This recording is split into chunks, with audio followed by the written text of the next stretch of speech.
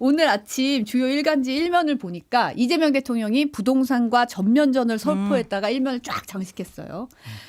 주말 사이에 SNS 통해서 이재명 대통령이 정부 이기려 하지 마라. 망국적 부동산 정상화가 불가능할 것 같은가? 표 계산 없이 국민을 믿고 비난을 감수하면 될 일이다. 계곡 정비나 주가 5천 달성에 비하면 더 어렵지도 않은 일이다. 굉장히 강경한 메시지를 쏟아냈습니다. 오늘은 정부 부동산 정책의 부동산 배급이라고 비판한 국민의힘에 향해서 망국적 부동산 투기에 대한 옹호도 시대착오적 종북몰이도 이제 그만하라고 맞대응했거든요. 굉장히 폭풍 트윗을 우리가 흔히 말하는 폭풍 트윗을 하셨는데 어떻게 보셨어요? 대통령이 정말 강력한 의지를 갖고 있구나. 이거를 보여주는 모습이고 일단 돌아가서 생각해보면 코스피 5천 이거 누가 이거 진짜 현실화 될 거라고 많은 분들이 예상 못했을 거예요. 그것도 대통령의 공약이었는데 처음에 공약 걸 때 국민의힘에서 이게 신기루 같은 소리다, 뭐 허황되다 이런 얘기 막 있었거든요. 그래서 이 코스피 5천을 임기 내에만 이뤄도 엄청난 일이 될 거다라고 했는데 임기 몇 개월 만에 1년도 채 안 돼가지고 이게 진짜 현실이 됐거든요. 그러니까 대통령이 지금 부동산 얘기를 하는 거고 특히 이제 망국적 투기에 대해서 정상화를 하겠다 이렇게 얘기를 하고 있는데 여기에 대해서 국민의힘이 물론 야당으로서 정부의 정책에 대해서 대통령에 대해서 비판은 해야 되고 할 수밖에 없는 숙명인 것도 이해는 하지만 적어도 대통령이 정책 방향에 대한 이야기를 하는 것을 그냥 일단 까고 보는 거는 좀 아니지 않나라는 생각이 드는 게 자꾸만 이렇게 하면 대통령은 어쨌든 망국적 부동산 투기를 정상화하겠다라고 하는데 국민의힘이 이거에 대해서 거세게 뭔가 공격을 하고 비판을 할수록 그러면 국민의힘은 망국적 투기 세력을 옹호한다는 건지 좀 이해하기가 어려워요. 이런 것보다는 조금 더 건강한 방향에서 정책적인 제안을 해주는 게 더 나은 것이지 뭐 대통령은 사실 민주당 내부에서 이런 목소리를 하시는 분들도 있어요. 이런 목소리도 있는 게 이거 지방선거 몇 달 안 남았는데 사실 이 부동산 문제를 건드리는 것이 사실 좀 예민할 수 있다 이런 얘기들도 나오거든요. 그럼에도 대통령이 부동산 문제에 대해서 강력한 메시지를 내는 거는 사실 선거라든지 어떤 정치적 이득 이런 거를 떠나서 해야 될 얘기는 해야 되겠다. 이런 의지를 보여주는 거라서 저는 리더로서의 바람직한 모습 아닌가 생각합니다. 부동산 가격 잡는 거에 대해서 반대할 국민이 어디 있겠습니까? 지금 너무 높아져 있는데 다만 이제 노무현 대통령, 문재인 대통령 정부 때 실수를 반복하는 듯한 모습이 너무너무 우리가 보이기에는 안타까운 거죠. 지금 나오는 이야기가 문재인 대통령 때 김현미 전 국토부 장관이 뭐라고 했습니까? 언제까지 집할 기회를 주겠다라고 얘기했잖아요. 똑같은 이야기를 하고 있거든요. 그리고 대책도 똑같아요. 다주택자의 악마화를 통해서 다주택자들을 중과세 해가지고 그래서 매물을 유도해내겠다 이렇게 이야기를 하는 건데 다주택자는 전월세 주택의 공급자기도 합니다. 근데 이제 이 다주택자들이 집을 내놓을 때 그 집을 받을 수 있는 사람은 요즘 대출 규제가 심해서요. 어느 정도 이상의 소득 기준을 가진 사람만이 그 집을 받을 수가 있는 거예요. 결국에는 부모님이 2주택을 갖고 있고 자식이 무주택이었는데 부모 1주택, 자식 1주택 이렇게 돼버리는 거죠. 그러니까 부모가 주택이 다주택자인 자녀들만 집을 살 기회가 생기는 겁니다.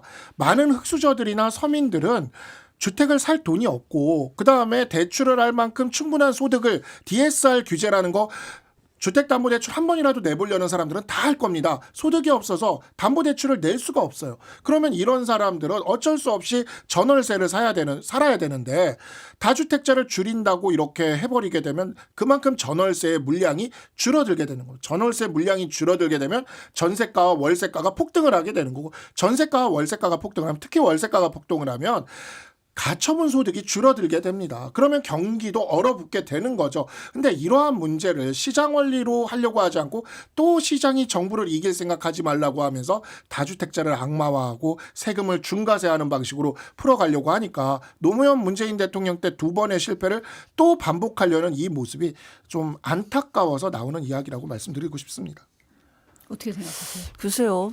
저는 뭐 이게 예전의 실패를 다시 반복하고 있다 이렇게 생각하지는 않고요. 일단 대통령의 강력한 의지가 있는 건 분명한 것 같고 지금 코스피 5천 이뤄낸 것처럼 정말 강인한 의지를 가지고 반드시 하겠다라고 대통령이 얘기하고 있거든요. 저는 정책의 수장이 그리고 대통령이 이런 메시지를 던지는 것 자체가 시장에는 큰 시그널이 된다고 보여요. 특히 이제 대통령이 이런 거죠. 코스피 5천을 향해 가겠다. 그러니까 주식 시장으로 돈이 가게 하겠다라는 정책에 대해서 계속 발표를 했지만 이거로 반대로 가던 분들도 계시긴 했거든요. 뭐 이른바 우리가 고버스라든지 이런 게 있죠. 그러니까 정부 정책과 반대로 갔을 때 이게 잘 될 수도 있지만 안 될 수도 있다라는 부분들에 대한 경험치가 있긴 있거든요. 그러니까 대통령이 지금 이렇게 시장에 부동산 시장에 이런 메시지를 주는 것만으로도 사실 다주택자들에게도 크게 지금 좀 압박이 될 거고 물론 지금 말씀 주신 것처럼 다주택자들이 뭘 악마화한다 이런 개념이라기보다는 다주택자 자체가 뭐 잘못이다 뭐 법을 위반했다 이렇게 본다기보다는 일단 우리가 집이 부족한 이유가 또 그 중에 하나가 소수의 사람들이 많은 집을 갖고 있기 때문에 또 집이 부족한 것도 있고 그거로 인해서 좀 망국적 투기가 있었던 것도 사실이고 또 일부의 그런 투기 수요로 인해서 집값이 왜곡됐던 부분도 분명히 그런 관점 중에는 있다는 부분을 말씀드려야 될 것 같아요. 그렇기 때문에 이런 부분들을 사실 정부에서는 거시적으로 시정할 부분들은 당연히 시정을 해야 되고 그런 과정에서 지금 대통령이 계속해서 지금 선거 몇 달 안 남았는데도 이런 강력한 메시지를 주고 있는 거고 이렇게 계속해서 시그널이 가는 것만으로도 저는 부동산 시장에서는 어느 정도 영향력이 있을 거라고 생각합니다. 지금 이재명 대통령이 사실 성남시장 시절부터 그때는 트위터였죠. 트위터를 쓰기 시작해서 역대 대통령 가운데는 SNS 활용에 굉장히 능한 모습을 보이고 있잖아요. 특히 취임 이후에는 좀 이렇게 뭐 외교 관련된 내용을 하다가 지금 올해 1월 들어서 트윗 양이 확 늘어났다는 거예요. 그리고 내용도 정책 이슈 주제로 많이 올리고 있는데 청와대는 정책 일관성과 실현 의지 강조, 어젠다 제시와 의제 활성화, 언론의 정론 집필 중요성 호소 등 세 가지 측면의 목적이 있다. 이렇게 설명을 했던데 좀 이렇게 정책적인 이슈를 좀 끌어가려는 의지가 보인다고 보세요? 어떻게 보세요? 그러니까 뭐 대통령이 SNS를 통해서 직접적으로 소통을 하는 것 자체는 저는 좋다고 봅니다. 이제 국민들이 이렇게 그 뜻이나 생각을 정확히 알 수 있다라는 측면에서 굉장히 좋다고 보는데 아까도 좀 말씀드리지만 부동산 정책 관련돼서는 이미 민주당은 2번의 실패가 있어요. 그리고 이번에도 또 이러면 또 실패가 예정될 수밖에 없는 게 사실 이 다주택자를 악마화하면서 생긴 새로운 신조어가 똘똘한 한 채입니다. 이 똘똘한 한 채가 왜 생겼냐면 다주택자를 악마화하니까 집을 지방에 있는 집들 이런 집들을 다 팔고 그다음에 강남 3구와 마용성 지역에 똘똘한 신축 아파트 한 채에 돈을 다 몰아넣는 방식을 하게 되니까 여기에 아파트들이 그 시장가보다 왜곡돼서 올라가 버리는 사태가 벌어지게 되는 거죠. 그로 인한 부익부 빈익빈의 양극화 현상이 굉장히 심각해지는데 제가 늘 이야기를 드려요. 뭐라고 얘기를 하냐면 이건 다이아몬드와 같다. 다이아몬드는 사실 그렇게 귀금속으로서 가치가 있는 돌이 아닙니다. 근데 거기에다가 뭐 그 변하지 않는 가치 뭐 그다음에 이제 웨딩링으로서의 그런 서사를 집어넣으니까 괜히 가치가 올라갔던 거거든요. 근데 이 다이아몬드에 대해서 공급량을 조절하면서 그런 식으로 가치를 유지해 왔던 것인데 지금 강남 3구와 마용성 아파트를 이 똘똘한 한 채 이론으로 완전히 다이아몬드처럼 너무 가치를 폭등시키고 있는 거죠. 이 부분을 해결할 방법은 하나입니다. 요즘 다이아몬드 가격이 많이 내려갔거든요. 이유가 뭐냐면 랩다이아가 나와서 그래요. 그러니까 다이아와 같은 품질의 양산형 다이아가 많이 나오니까 공급량이 나오니까 이게 가격이 내려갈 수밖에 없는 거거든요. 마찬가지로 6공화국 이후에 주택 가격이 안정화됐던 건 딱 2번입니다. 노태우 대통령 때 5개의 1기 신도시 주택 200만 호 건설. 그다음에 두 번째 이명박 대통령 때 보금자리 주택 그린벨트 풀어가지고 내곡동, 자곡동, 세곡동 같은데 계속 아파트를 공급한 거죠. 계속되는 아파트 공급이 있을 거라는 믿음이 있으면 다이아몬드의 공급이 있을 때 다이아몬드의 가치가 떨어진 것처럼 주택 가격은 떨어질 수가 있는 거거든요. 근데 그러한 공급 대책이 제대로 나오고 있지를 않는 상태에서 또 세금으로 이렇게 다주택자를 악마화해서 똘똘한 한 채로 몰아가는 것은 저는 바람직하지 못하다. 또 실패가 예견돼 있다라는 생각이 듭니다. 많이 안타깝습니다. 글쎄요, 뭐 저는 이게 뭐 이런 정책이 뭐 똘똘한 채로 몰아간다라기보다는 정부가 똘똘한 한 채로 몰았다라기보다는 시장에서 또 여러 가지 또 다양한 또 원인들 때문에 그런 현상이 있었던 거는 뭐 분명한 것 같습니다. 그런데 일단 정부 입장에서는 부동산 정책에 있어서는 공급면 그리고 수요의 면 이 두 가지를 함께 봐야죠. 그러니까 뭐 공급 대책도 지금 최근에 나왔지만 수요의 면에서도 적어도 그러니까 우리가 실거주를 하려고 하는 수요 자체는 당연히 억제할 수도 없고 억제할 수도 없는 거지만 말고 투기적인 수요만큼은 억제돼야 되는 것이 맞고 그렇다면 대통령이 이야기하는 것처럼 이게 망국이라는 말이 붙잖아요. 정말 망국적인 부동산 투기에 대한 수요만큼은 억제가 돼야 되고 이런 부분을 조절하는 데 있어서는 지금 세제와 관련된 얘기들도 조심스럽게 나오고 있는 것이기 때문에 그런 부분까지도 아마 정부가 포괄적으로 좀 볼 거라고 보입니다. 지금 오세훈 서울시장이 정부가 종로구 세운지구 개발에 반대하면서 노원구 태릉 골프장에 주택 공급 추진하는 것은 이중적인 행태라고 비판을 했거든요. 이제 공급 대책 관련해서. 그러니까 이제 정원호 성동구청장이 디테일 놓치고 있다. 둘 다 유산 영향평가 받고 결과에 맞춰서 조정해서 추진하면 된다. 이렇게 맞받아쳤어요. 이 부분은 어떻게 보셨어요? 아니 이게 왜 이중 기준인가요? 그 정원호 성동구청장도 얘기했고 허민 국가유산청장도 얘기를 했는데 기준이 같죠. 세계유산 영향평가 받아서 그거에 따라 하자는 거 아닙니까? 사실 오세훈 시장이 저는 뭐 대통령에 대해서도 뭐 좀 각을 세우고 지금 여러 가지 메시지를 내는데 지방선거용이라고 생각합니다. 그리고 사실상 지금 뭐 종로에서 뺨 맞고 어디 저 강남 가서 한번 풀어보려고 하는 얘기 아닌가라는 생각이 들 정도로 지금 국민의힘 내부에서 지금 한동훈 전 대표가 지금 제명되고 나서 오세훈 시장이 목소리를 크게 냈었거든요.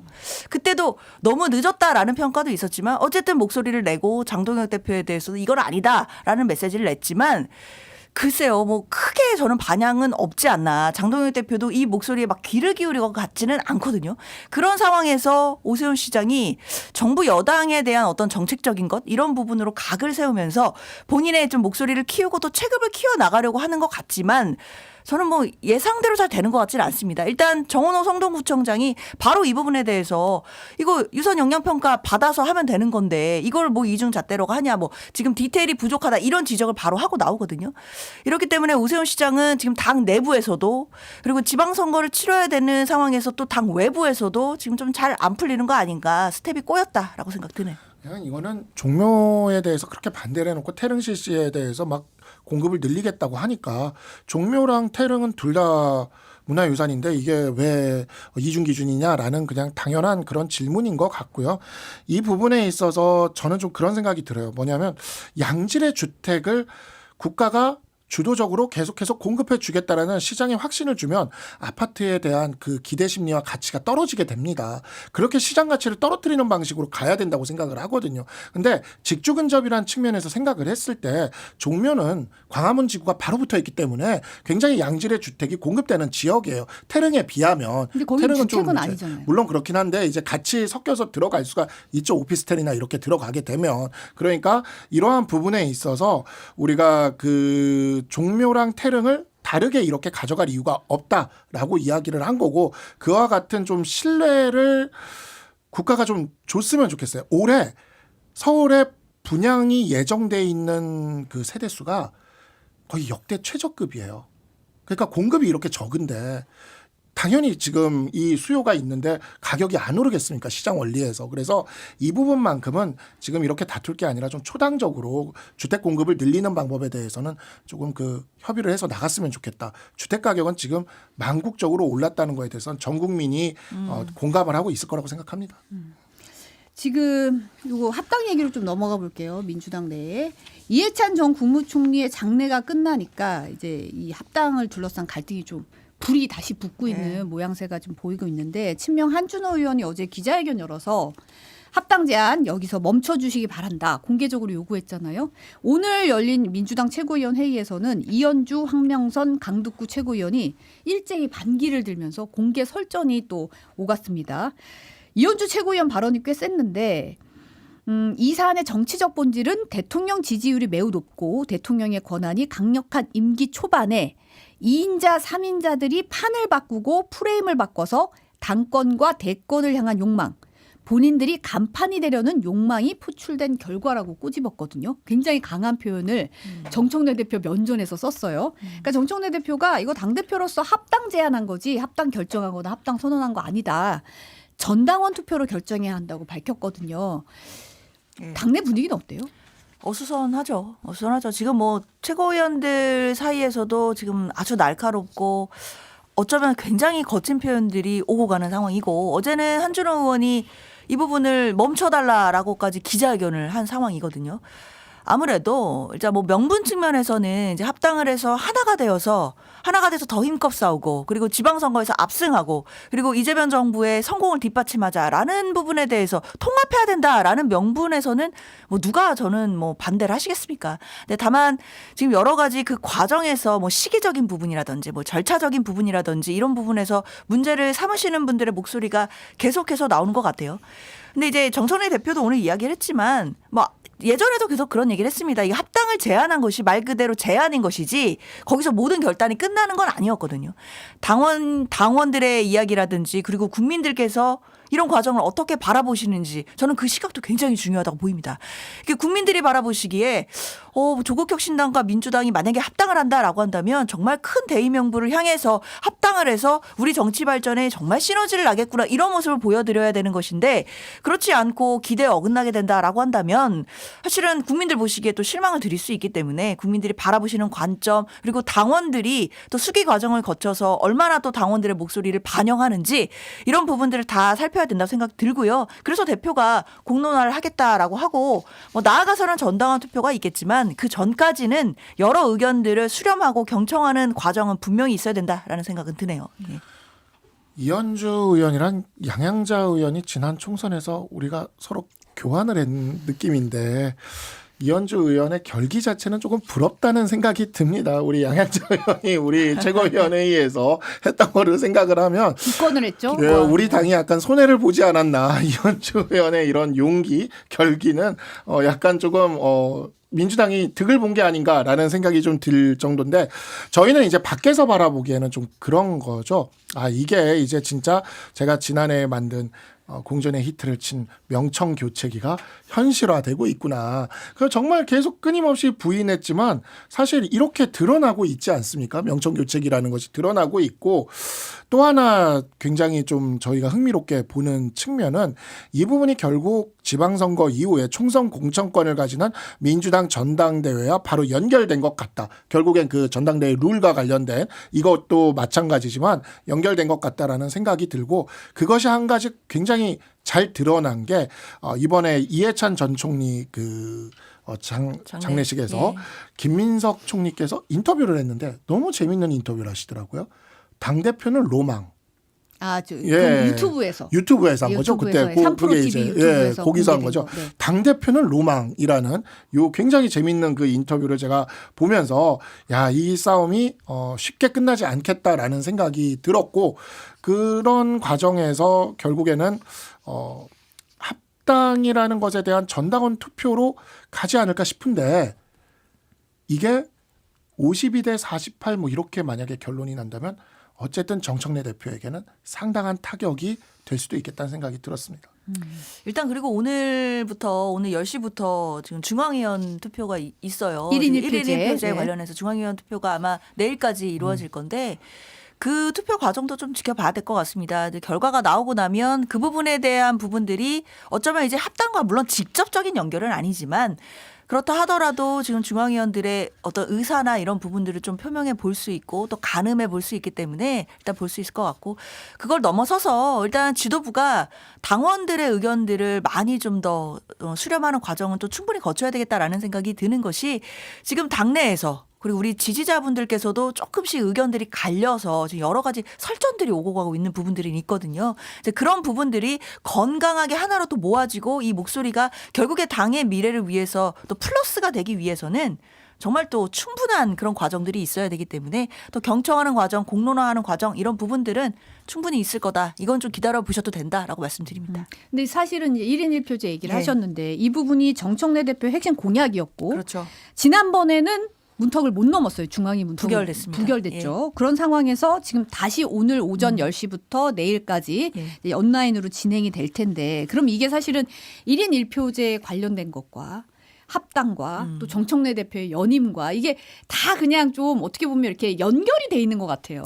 사실 직접적으로 무조건 다 인과관계가 있다라고 보기는 어렵지만 큰 틀에서는 지금 정청래 대표가 추진하는 모양새이기 때문에 뭐 1인 1표제는 당연히 공약이기도 했고 그다음에 합당 같은 경우에도 물론 대표가 결론 내린 건 아니지만 제안을 해둔 상태이기 때문에 여러 가지 흐름상 민심, 당의 어떤 민심을 볼 수 있는 좀 가름자 뭐 이런 건 되기는 할 것 같아요. 그래서 일단 내일 중앙위원회 투표가 어떻게 끝나는지를 보고 이런 부분은 당연히 지도부도 잘 살펴볼 거라고 생각이 들고요.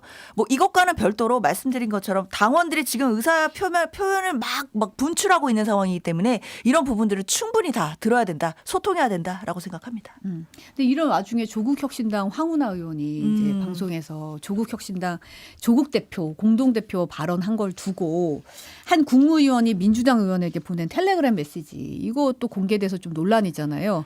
그렇죠. 보면은 미략 타격 소재 미략 여부 밝혀야 당면 변경 불가 나눠먹기 불가 이렇게 메시지를 국무위원이 보낸 내용이 있고 이제 답으로는 이게 통의 생각이라는 거는 바람직하지 않다 이런 얘기를 이제 답창에 쓰고 있는 모습이 그대로 뉴시스 언론사 카메라에 포착이 됐는데 요 내용은 어떻게 보세요? 타격 소재 이런 말이 나왔거든요. 그런데 일단 미략하고 물음표죠. 그리고 네. 이제 미략 여부를 밝혀야 이제 이렇기 때문에 아마 뭐 국무위원이 누군지는 모르겠지만 그분이 뭐 미략이 있다 이런 게 아니라 미략에 대한 이야기들이 막 나오기 시작했고 뭐 언론이라든지 뭐 여러 좀 정치권에서 이런 얘기들이 떠도니까 이런 게 있는지를 뭐 밝혀내야 된다, 뭐 확인해봐야 된다라는 차원으로 읽히기는 해요. 저는 일단 이 논쟁과는 별도로 국회의원들이 본회의장 들어갈 때 요새 중학교 고등학교에서 휴대폰 걷지 않나요? 수업하기 전에 휴대폰 아마 걷을 텐데 휴대폰 걷어야 되는 거 아닌가. 적어도 사생활 보호 필름이라도 그러니까. 붙여라. 근데 뭐 이런 얘기 사생활 보호 나오더라고요. 필름도 각도에 따라서 이게 보이기 때문에 카메라를 이쪽에서 찍으면 또 보일 수도 있기 때문에 적어도 본회의장에서는 그래도 국회의원들이 정말 본회의에만 좀 집중할 수 있도록 휴대폰을 걷어야 되는 거 아니냐. 중고등학생들처럼 이런 말이 지금 나오거든요. 그러니까 이게 매번 이렇게 사진이 찍히는데 어쨌든 이 미략이라는 게 뭐 미략이 있다 뭐 단정했다기보다는 여부를 지금 좀 밝혀야 된다라는 차원이고 여러 가지 지금 합당들을 두고 뭐 언론에서도 또 정치권에서도 여러 가지 설들이 지금 난무하고 있거든요. 그러니까 이렇게 설들이 난무하는 거는 저는 결코 일이 되는 데 있어서 도움이 된다고 생각을 안 해요. 이렇게 얘기가 많으면 안 됩니다. 이런 것보다는 말씀드린 것처럼 건강한 방향으로 빨리 절차를 밟고 이야기를 듣고 소통을 하고 이런 부분들이 좀 공개가 돼야 되는 것이지 이렇게 자꾸만 이렇게 이야기들 설설설 나오는 부분들은 결코 바람직하지는 않다. 안타깝다 생각합니다. 그러니까 결국에는 조국혁신당의 지지율이 지금 뭐 여론조사에서는 한 3, 4% 정도 잡히고 있는 거 아닙니까? 그러니까 누가 봐도 이거는 지방선거에서 승리하기 위한다라기보다는 지방선거 이후에 당권 경쟁 때문이다라는 거를 생각을 하고 있는 것이고 그 부분이 사실 이번에 이 텔레그램을 통해서 좀 드러난 게 아닌가. 국무위원이면은 이재명 정부의 장관이잖아요. 그러면 뭐 장관이든 총리든 그러면 이재명 정부의 핵심적인 인사인 건데 그 사람과 민주당 의원 간의 이와 같은 대화가 이렇게 노출됐다라는 것 이런 것은 사실 어떻게 생각하면 저는 이거는 일부러 찍혔나 싶은 생각도 들어요. 이 부분에 있어서. 노출된 게 아니라 노출한 거다. 이거는 그래서 왜냐면 뭐 사실 그 현진우나 이후로 그런 필름이라도 좀 붙여달라는 그런 분위기가 없었겠습니까? 근데 이 부분은 분명히 이 노출 자체가 논란이 될 거라는 거는 모르지 않았을 거라는 생각이 들고 그래서 이러한 부분이 조금 일부러 찍혔나 싶은 생각이 들 정도고 어쨌든 이것은 그래서 우리 당이 보기에는 지방선거가 아니라 다음 총선에 포석을 둔 거대한 지금 전쟁이 민주당 내에서 시작되고 있구나. 민주당과 조국혁신당 합쳐서 범여권 내에서 시작되고 있다는 생각이 듭니다. 지금 미략설도 나왔고 일각에서는 지금 조국혁신당의 부채가 400억 원 설 뭐 이런 얘기 있어서 합당하면 민주당이 부채를 떠안게 될 거라는 주장까지 지금 나와서 조국 대표가 굉장히 불쾌감을 드러냈어요. 조국혁신당의 부채는 영원이다. 또 오늘 민주당 내부 논쟁에 조국혁신당을 몇 대로 활용하지 말라 뭐 이런 얘기까지 했거든요. 오늘 제가 지금 아침에 다른 방송에서 조국혁신당 패널이랑 방송을 했는데 진짜 강력하게 얘기하더라고요. 자기 당은 부채가 영원이래요. 영원이라고 그러면서 이러지 마라. 뭐 약간 합당 반대에 대한 그런 세력들이 얘기하는 것 같다라는 식으로 얘기하는데 그 말에 이렇게 뒤집어 보면 조국혁신당은 합당을 바라는 건가? 라는 생각이 제가 조금 들었어요. 합당을 바라는 건가? 하고 물음표는. 물음표를. 그런 생각이 좀 들었어요. 왜냐하면 이제 물론 뭐 억울해서 하는 얘기일 수도 있겠지만 조국혁신당 측은 지금 합당해서 들어가는 게 차기 총선에서 조국혁신당이란 이름으로 지금과 같은 수준의 어떤 성과를 내기는 좀 힘들다라는 점에서는 지금 합당하기를 누구보다 바라지 않을까라는 생각은 좀 듭니다. 글쎄요, 뭐 그걸 원하나 안 하나 뭐 이런 걸 떠나서 사실 당연히 조국혁신당 입장에서는 뭐 부채가 0원인데 뭐 400억이다 이런 이제 허위 사실이 돌면 이런 거 당연히 정정을 해야 될 일이라고 생각이 들고요. 뭐 이것 자체가 뭐 조국혁신당과 뭐 민주당 간의 뭐 신경전이다라고까지 보기는 어렵다고 생각해요. 그냥 허위 사실은 또 허위니까 이제 바로 잡은 정도인 거고. 다만 이제 민주당 내부에서 여러 가지 설전들이 오가는 거는 뭐 분명한 사실이고 이제 그 과정 속에서 또 뭐 조국혁신당도 뭐 나름의 또 의견도 개진하는 것으로 이제 보이기는 하는데요.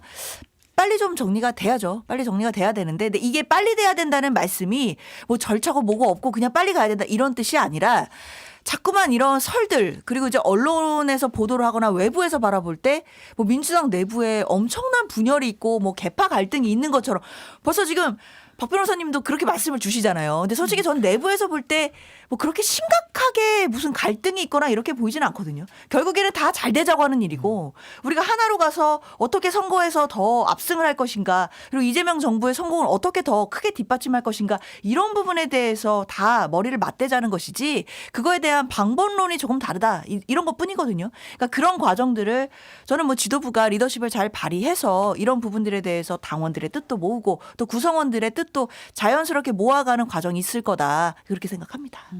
김종인 전 국민의힘 비대위원장이 이제 요 합당을 놓고 이재명 정부와 지방선거에 부정적으로 작용할 가능성이 높다는 얘기를 했거든요. 그러니까 조국혁신당의 이 조국 대표도 다음 대권에 도전해야겠다는 목표를 가진 사람인데 그런 사람이 민주당에 들어가면 여권의 차기 대권 주자 논의가 너무 빨리 진행될 수도 있다. 이런 얘기를 했어요. 사실 이현주 최고위원도 이런 비슷한 맥락의 주장을 한 거잖아요. 네. 지금 2인자, 3인자 뭐 이런 얘기 한 거잖아요.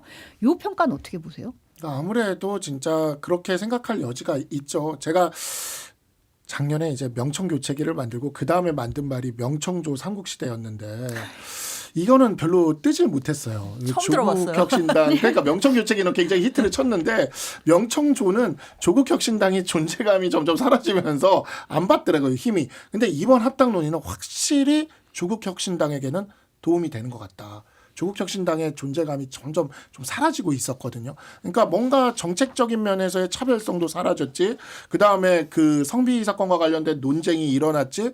그리고 지지율도 정당 조사를 해보면 의석수에 전혀 비례하지 않게 나오고 있지. 그러니까 여러 가지로 조국혁신당은 지금 이대로 놔두면 사라질 것 같은 느낌이었는데 사실 정청래 대표가 조국 대표를 살려주면서 조국혁신당을 데려오는 그런 느낌이 좀 있습니다. 근데 그게 왜 그런가를 생각을 해보면 지난 그 보궐선거죠. 최고위원 보궐선거. 이게 굉장히 좀 유의미한데 최고위원 보궐선거에서 정청래 대표가 실리는 챙겼어요. 실리는 챙겨서 최고위원은 자기가 더 많이 이렇게 친청 계열의 최고위원이 당선이 됐는데 득표율은 소위 말해 친명 계열 후보들이 높았습니다. 근데 이거는 그러니까 계산으로 따져보면 나중에 정청래 대표가 당대표로 다시 나온다고 했을 때 득표율에서 밀릴 수 있다라는 거죠. 그래서 첫 번째로 생각을 하는 게 제가 보기엔 지금 룰을 바꾸겠다는 거고 본인에게 유리하게. 두 번째가 이제 외부에서 수혈을 해오는 건데 이 이해관계가 지금 좀 맞은 게 아닌가. 그리고 이것이 이제 어찌 보면 이대로 소멸 위기로 가고 있던 조국 대표를 다시 되살리는 이러한 형태가 되게 되니까 이로 인해서 친명계에서는 당연히 우려의 목소리가 나올 수밖에 없을 것 같습니다. 그렇죠. 뭐 김종인 전 비대위원장이 얘기하는 결도 일단 정치판을 전체적으로 보는 것 같아요. 전체적으로 보면서 이제 예측을 하는 건데 결국에 합당을 하는 것이 결과적으로 뭐 민주당의 뭐 선거 전략이 좋지 않을 거다라는 평가인데 이거는 뭐 많은 분들의 의견 중에 하나일 뿐이기 때문에 사실 누가 알겠습니까? 다만 그런 건 있죠. 일단 적어도 선거를 앞두고 통합을 하고 정말 우리가 무슨 꼬챙이 힘까지도 빌려야 된다 뭐 이런 얘기가 나오잖아요. 선거 앞에 가면 정말 절박하기 때문에 한 표라도 끝까지 모아야 되고 이런 상황을 생각해 본다면 당연히 뜻을 같이 할 수 있는 사람들을 함께 모으고 통합을 해야 되고 이게 덧셈 정치다라는 부분은 일반론에서 당연한 얘기인 것 같아요. 그러니까 그런 차원에서 합당이라든지 함께 한다든지 통합이라든지 이런 메시지가 나오는 것이고 이게 대비되면서 사실 국민의힘은 너무나 큰 마이너스 정치, 뺄셈 정치를 하고 있잖아요. 사실 한동훈 전 대표에 대해서 아직까지 왜 제명이 됐는지 저는 아직 정확히는 모르겠어요. 일단 결론은 뭐 당원 게시판 논의는 있었고 뭐 그 부분에 대해서 당연히 정치적으로 뭐 한동훈 전 대표도 책임이 없다고는 할 수는 없겠지만 이게 제명될 일인가에 대해서는 많은 분들이 의견이 갈리죠.